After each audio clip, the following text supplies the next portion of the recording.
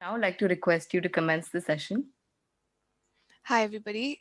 Good evening and good morning, wherever you guys are. I'm really excited to be here. I hope you can hear me well. Can you please confirm, Riddhi? Yes, you're audible. Yeah. Do you want me to share the screen right away, or you want me to? We have the screen here, so you can start. All right, all right. Is it okay if I share my screen? It's like easier that way for me, if that's okay. Actually, due to All right. No problem. technical, okay, No no. problem. Okay, so hi everybody. I think with my introduction, you must have known what type of work I'm doing. And I've been doing this for over 2 years now, and I aspire to continue this to do for a longer time. And so today's agenda is firstly, I will introduce the session. Why is it important for us to have soft skills and everything related to psychology of connection, communication, etc. And the second topic will be communication and how to build a right communication and how to connect with people. The third will be focus and motivation, how we can build focus for us to be efficient in life and effective in life. And the fourth, of course, team building and teamwork. So if you can do the next slide. Thank you. Okay. So the goal of this session primarily is to absorb the psychology of communication, connection, and motivation, as I just said earlier. It is very important for us to know how to communicate and connect with each other because we are all social beings and we thrive on connection. Why is it important for university students and working professionals is because this is the age group that we all start or have already started working with people and interacting with people. So social skills, soft skills, and knowing how to put yourself in a platform and the way to put yourself in a platform is very important for us to be more efficient and effective in the society, right? And so we can groom ourselves and also present ourselves in the most refined manner. Yeah, next. Okay, so I usually say this to a lot of my clients that I talk to. Communication is far more different than just hearing each other out. So hearing is a mere act of listening to a sound or listening to somebody speaking, right? Conversing and communicating with somebody has a deeper meaning and a deeper it also provides and also has an deeper effort that you have to put in communicating with somebody, right? So for hearing, I can just hear a voice or a sound near me and I will know that okay, there was this sound. But when I'm communicating, I'm investing my time, my energy, my respect, everything that I am listening to a person, right? So it depends on how much effort that I want to put in and what am I absorbing from the communication that is happening, right? So listening primarily is a conscious act of attending to somebody and listening to their problems or listening to whatever they have to say consciously and attentively. Next. Yeah. Here are some of the ways that you can listen and not just hear. And for you to actively be a part of a conversation is very important. So the first is whenever you're talking to somebody, put your gadgets away. I think this is a no-brainer. I think we all need to do this. Put your gadgets away and anything that you know will distract you in the moment to be able to not listen to that person. So putting your gadgets away and be consciously present with that person is very, very important. Second, don't interrupt a person while they're in the flow of telling whatever issue that they have or the agenda that they're telling you, right? We are very quick to interrupt because we feel like there's something going wrong or maybe I want to correct that person in the moment. Just give them time for them to let them finish their part of the conversation, I would say.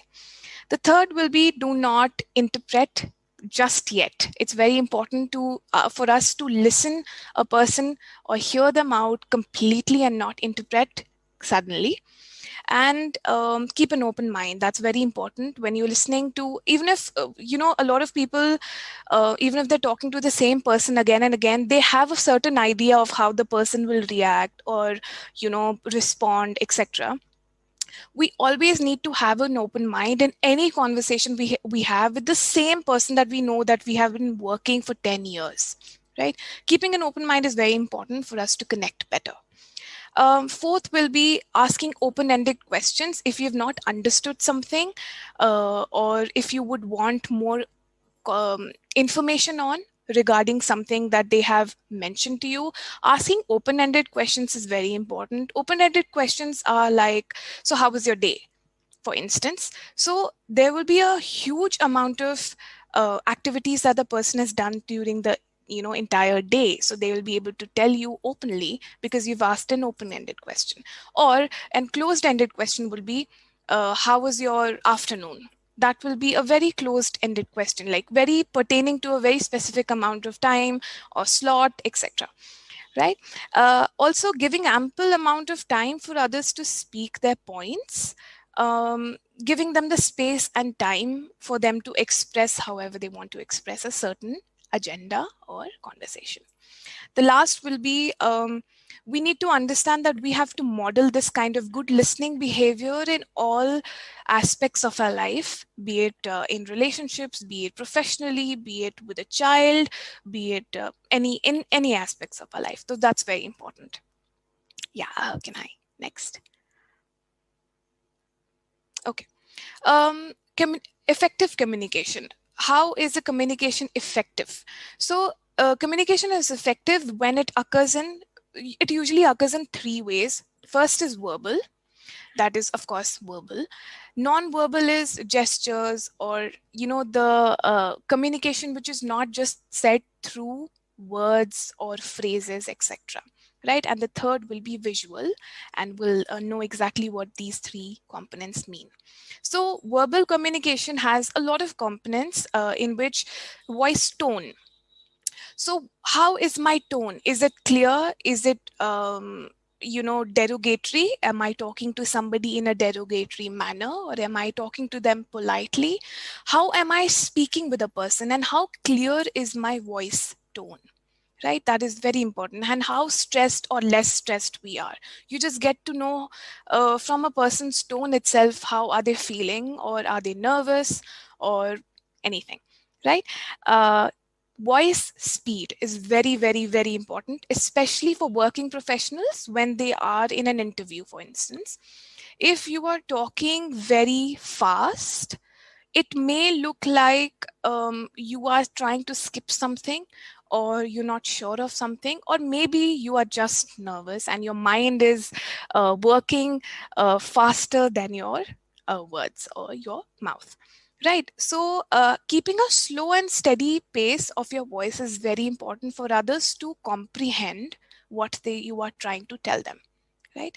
And the third will be voice volume. Of course, being too loud can be seen as rude or arrogant. Being too slow or low voiced will be like, maybe you don't have much confidence, or maybe you don't know a certain thing and you're trying to maybe just let be. Right? So having a optimum voice volume is very important, and modulation of voice is very important, I would say, in any conversation. Grammar, of course, right, use of words and phrases is very important, as we all know. And voice clarity, again, the way you speak the words, the way you speak the phrases, how clear are they? Thank you. Yeah. So now we come on to non-verbal communication. As I said before, these are not the words that we use. These are the um, non-verbal aspect of our communication, or how we put ourselves out in the world. So the first, very important, is facial expressions.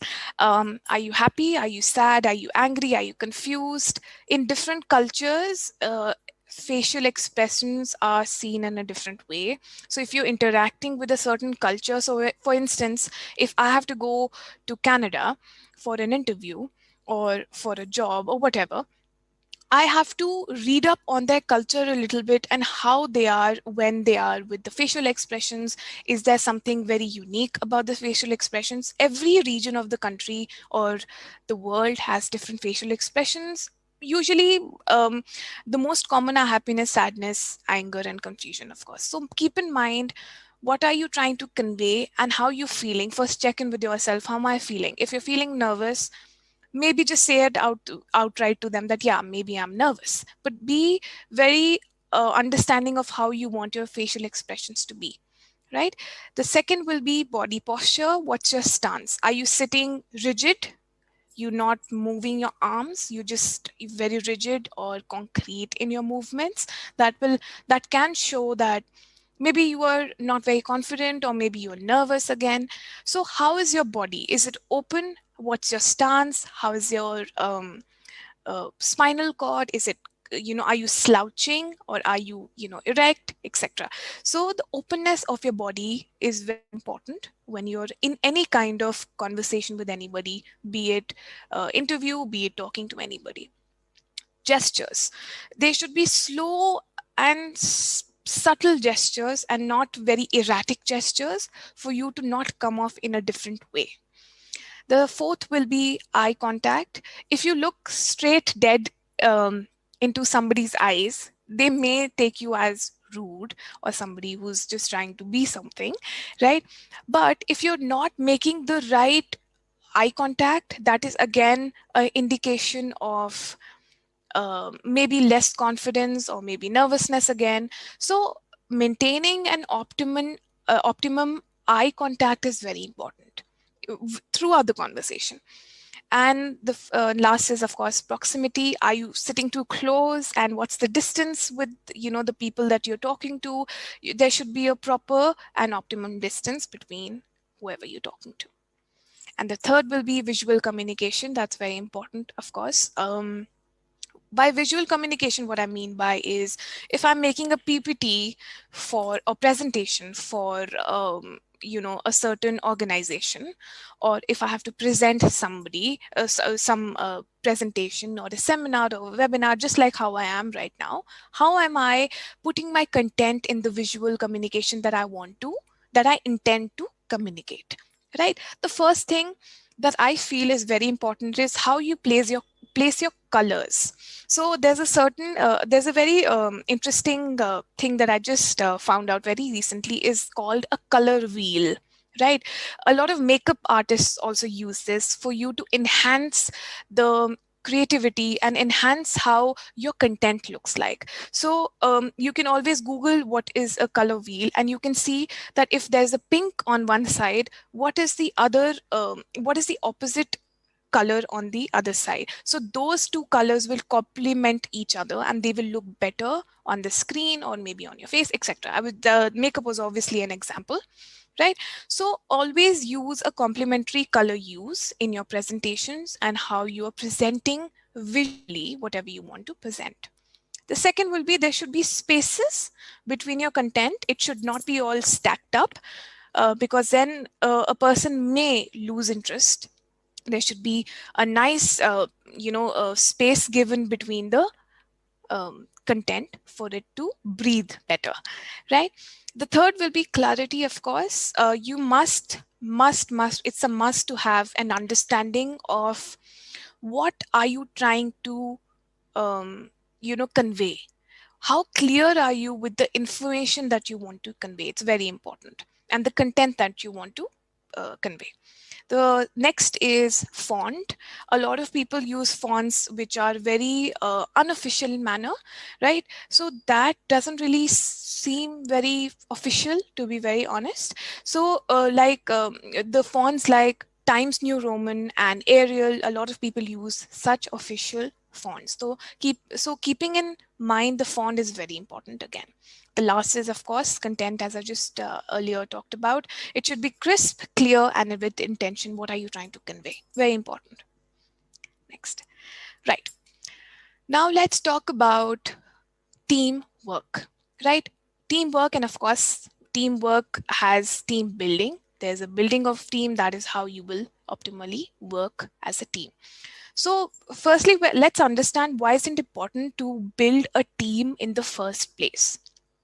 Firstly, to motivate the people that you work with. It's very important for us to build a team so we have a community, a community with each other. So we know that if we have some weakness or or some problems that we are facing, we have somebody to rely on or to ask help, right? To develop their strengths, to address any weaknesses that we may be facing or some problems that we may be facing, and improve the efficiency and performance of the work groups. Next. Yeah.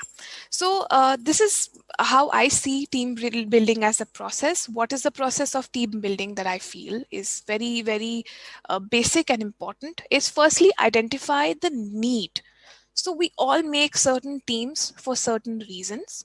So what is your need and what is your reason to build a certain team? So having a clarity on the need is very, very important. So when you have the clarity on the need, you will also be able to define objectives and roles, right? Assign roles. You will be able to define an objective, and of course, because of that, assign a role to the people that you're trying to build a team with. The third will be identifying the skills and expertise needed in this team. So because of that, because of recognizing this, you will be able to find the right kind of people for your team. Very important, right? And then, of course, the next is gather a team. Gathering a team is very important. And based on the first three concepts or the first 3 pointers, you'll be able to see what kind of people do I want to elect in my team, right? The fifth is discuss and communicate. So once you've gathered a team, you discuss the objective, you discuss what is the need of this team, you discuss everything that you've thought of, and of course, you have to communicate to them so they're able to place themselves in a much better and efficient manner in the team that they're already building, right? The next is identify the strengths and weaknesses of the person. All of us have strengths and weaknesses by no fault, by no doubt. We all have strengths and weaknesses. Identifying the strengths and also the weaknesses will make us place ourselves in a much better and efficient manner. Where am I the best and most efficient? I'll be able to know. And where am I lacking? Maybe somebody else can compensate on my weakness and I can compensate on theirs. So it's like, a collaboration that we all do as a team.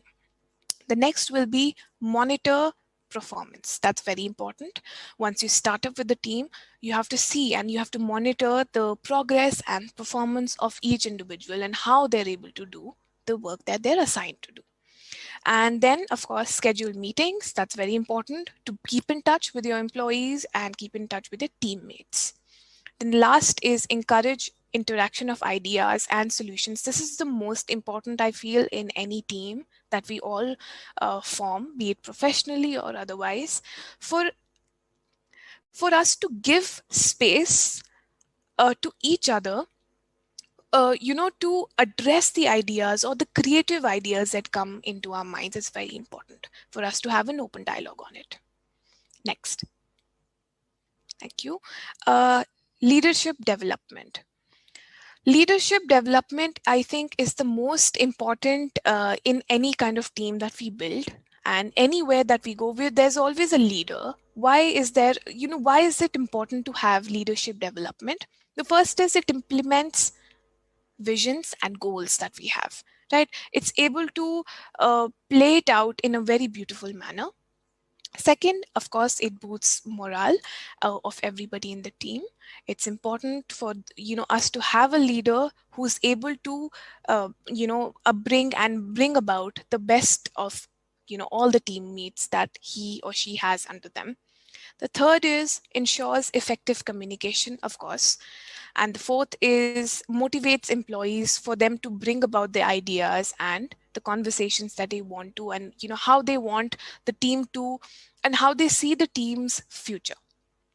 Then provide appropriate resources, builds a community. Of course, team or leadership development is always, all of this is building a community, fundamentally, right? And this also builds a maximum efficiency. It monitors the progress of everybody and also improves interaction and connection. Next. So how can we okay.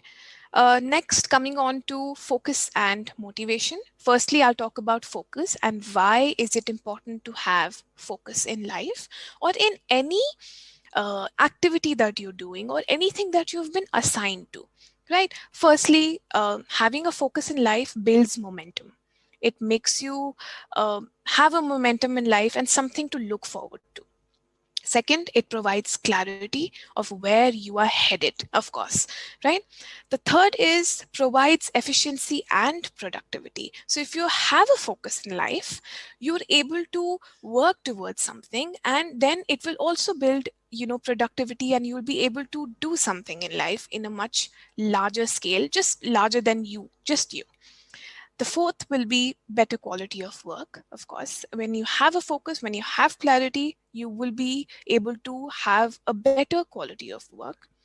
The second last is purpose. As I just talked about, it's very important to have a purpose, and focus helps in having a purpose and vice versa. And last is it reduces stress. You are headed somewhere, so you know where you're headed. So it reduces stress of not having something or not, belonging to something. Yeah. Motivation. Why is it important to build a motivation? As I just said earlier, for focus, it is important for us to um, have a vision or have a goal in life, and motivation helps us to um, achieve those goals and visions that we have. Firstly, okay, this I have to just say this out in the open, and I say this to all my clients, and I want everybody to hear, to hear this.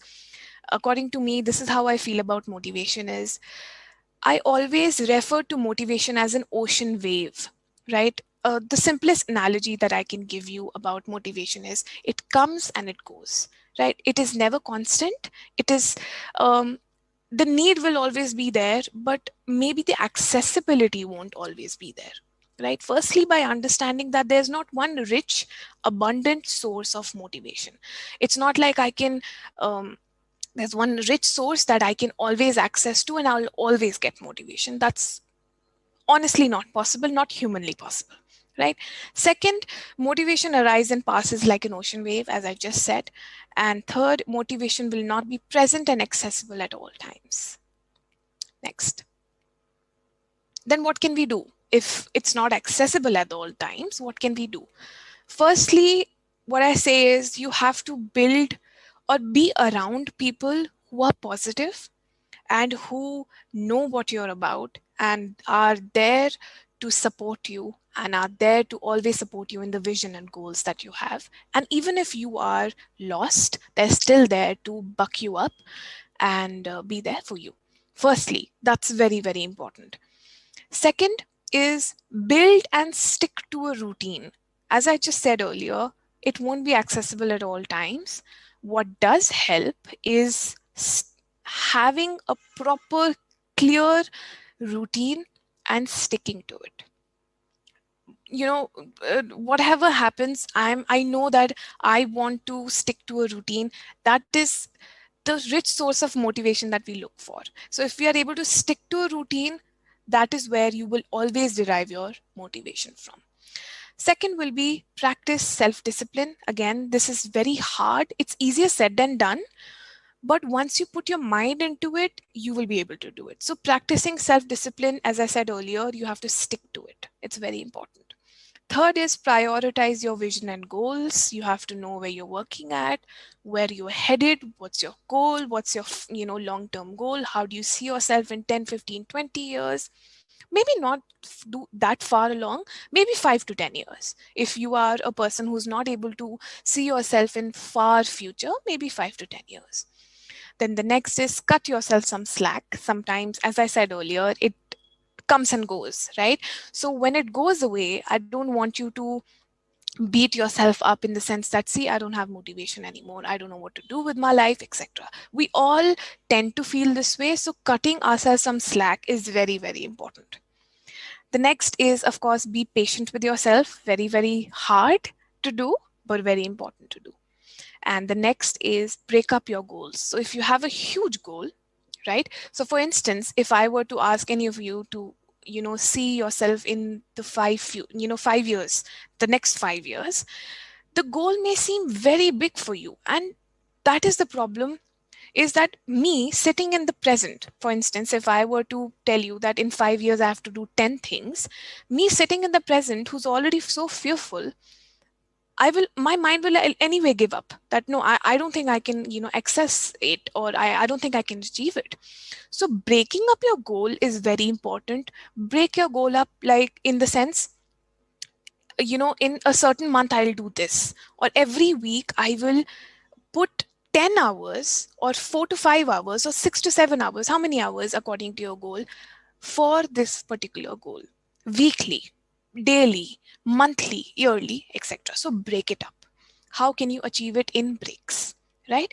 And set small and measurable goals. As I just said, this is the continuation of breaking up your goals. It's very important for your mind to not go crazy, right?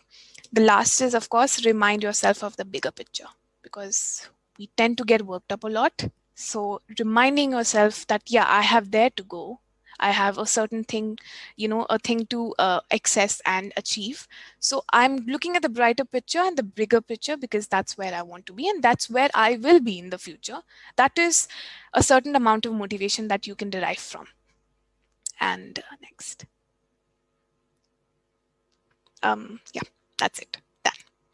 Thank you for your time. I hope you enjoyed this session that I just gave.